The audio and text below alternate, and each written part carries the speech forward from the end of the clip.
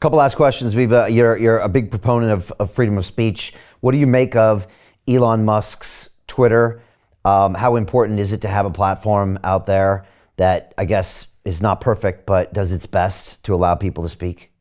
Well, I was skeptical of Elon at the beginning because, when he's talking about freedom of speech. And then I was like, at one point I needled him a little bit, and I don't know if I pissed him off. He hasn't retweeted me in a while, but it doesn't matter. But I said, you talk about freedom of speech, and yet Alex Jones is not back on your platform.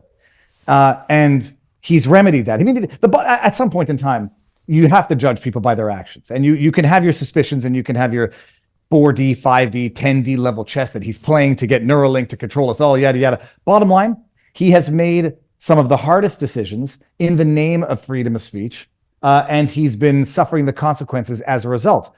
He will always be second best to me, to Chris Pavlovsky and Rumble, because Rumble, though smaller, has always been walking the walk and has really been committed to free speech and giving a platform to the most politically incorrect or the politically unsavory characters, from the Alex Joneses to the Nick Fuentes. Who's the other guy? He has a shaved head, got in trouble for allegedly racist discussions. I want to say his last name is French-ish. It'll come to me in a bit. Okay. He engages in the racial discussions all the time. Oh, jeez.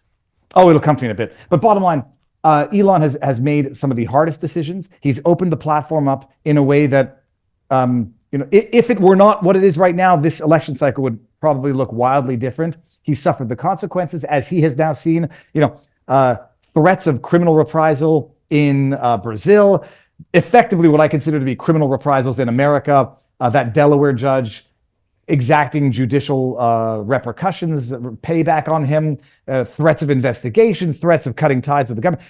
He's experienced it because of the decisions he's made, which proves to me that he is committed. Whether or not he always remains committed or whether or not he always remains on the good side of things, we'll see. But for the time being, you'd have to be a very stubborn person to not recognize and admit the value added that Elon and Twitter has created for the market space of ideas. I agree. And as Joe Rogan recently said, because of Twitter, people feel freer to even have conversations in real life and at work and say things that they wouldn't have said before. And that's huge. And it puts pressure on a YouTube, and it puts pressure on a Facebook when they see another massive platform doing the opposite of what they're doing, and it all helps. I think when Rogan went to Spotify and them keeping him on was a big push.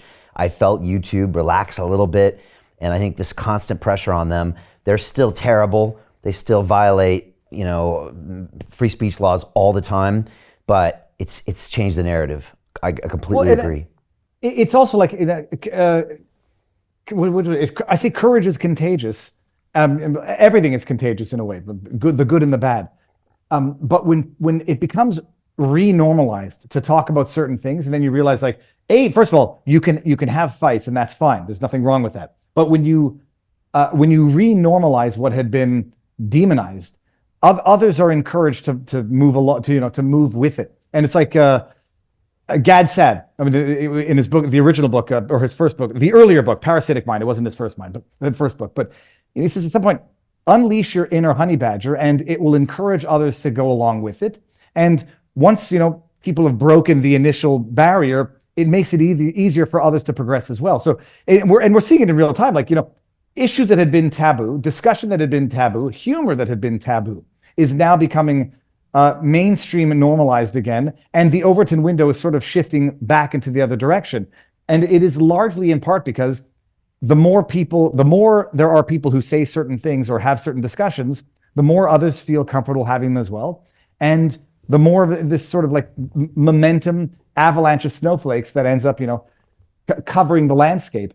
But, back in the day, the R word, saying the word retarded or retard on social media was immediate cancellation. You had a little bit of pushback, people saying this is absurd, humor is humor, et cetera, et cetera. And now certain things that were once upon a time cancelable offenses have now become sort of back in the mainstream fray of discussion, humor, et cetera. So Jim Rickards has just recorded a video that's not available to anyone in the public, and he's going to be talking about how this upcoming recession is going to be fast, it's going to be bloody, it's going to be nasty. But at the same time, he's going to show you how you can position yourself to profit from all of this chaos.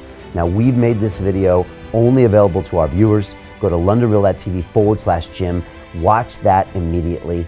I can't say enough good things about Jim Rickards. He understands the global economic system better than any guest I've ever had on London Real. His predictions are almost uncannily true, and you can learn how to profit from his vision, from his expertise, and his understanding of economics. So go to londonreal.tv/Jim or click the link below. It's an excellent, excellent look on what's going to happen in the future and how you can position yourself to profit from that.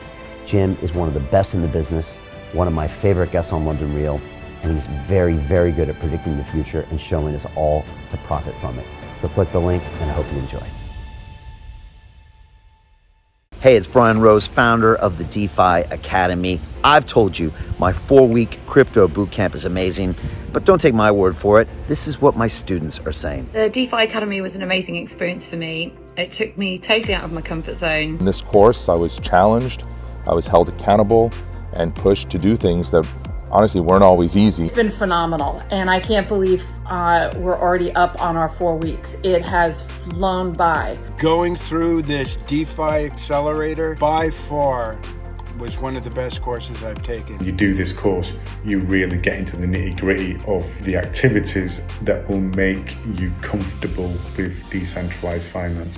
Thank you so much to Brian and everyone at London Real and the DeFi Academy for even putting together an amazing course like this. Anybody else that wants to do it, please sign up. It is well worth the money.